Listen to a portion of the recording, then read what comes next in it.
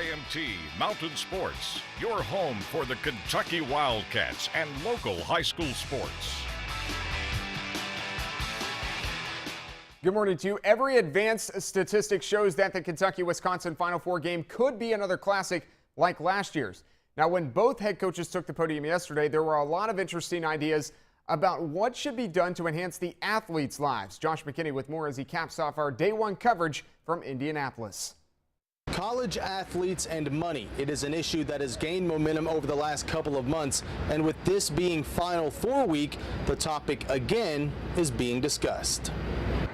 This season's NCAA tournament has already brought in hundreds of millions of dollars, and while the benefits for players and their families are not what many coaches would like them to be, progress has been made.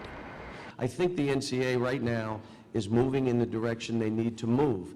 It's a slow-moving boat, but it was for 40 years, this is the way it is, and we're not changing, to where now they've been forced to move in the direction of these young people, and I think they've done a pretty good job here over the last year. For the first time, the parents of participating players in this season's Final Four will have transportation provided so that they can watch their children play. What I'm getting at is all of a sudden football goes to a championship game and and for the men's Final Four we're going to take care of the parents for that too. Oh, well, thank you.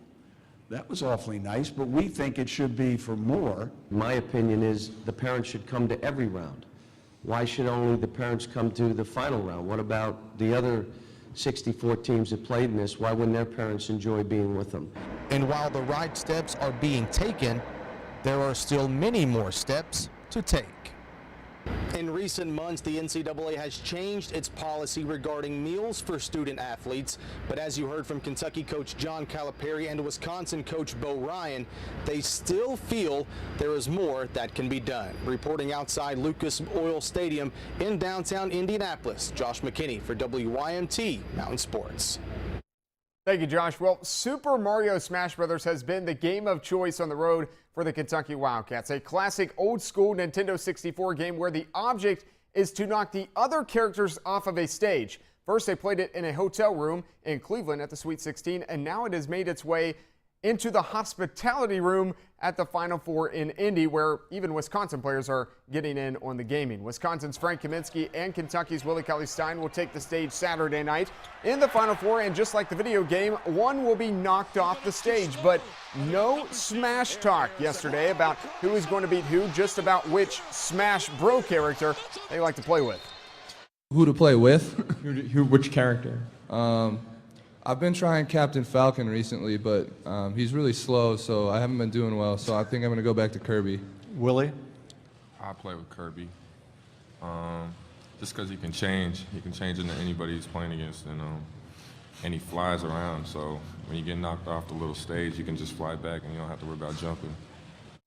All right, Kirby, Willie Cauley-Stein, Frank Kaminsky, Kentucky, Wisconsin. Tip-off 8:49 Saturday night inside Lucas Oil Stadium in Indianapolis. Now, the national broadcast will be on TBS. The Homer/Teamcast is on TNT. If Kentucky wins, the Wildcats move to 39-0 with one last game to cap off that perfect season. Now, the first Final Four game also on TBS Saturday night is 1-seeded Duke versus 7-seeded Michigan State. 6:09 tip time for this one. These two actually met in the regular season clear back in November, where the Blue Devils won by 10. The Knox Central Panthers were shown the door in the first round of the region tournament last year in the 13th region.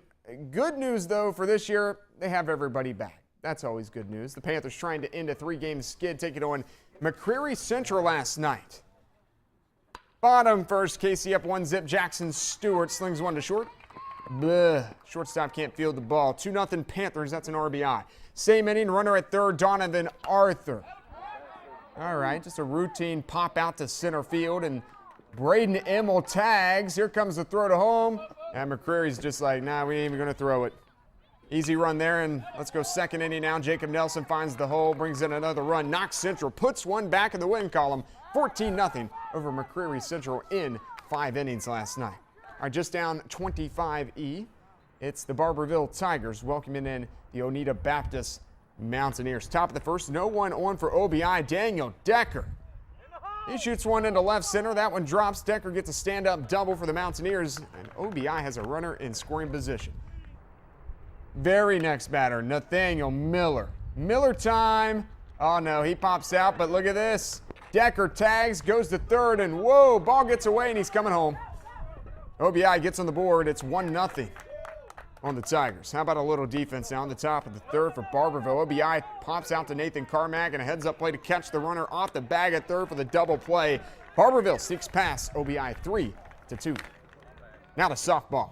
Shelby Valley hosting East Ridge. Valley on top 2-1 in the top of the seventh. Brittany Tackett slaps one to center.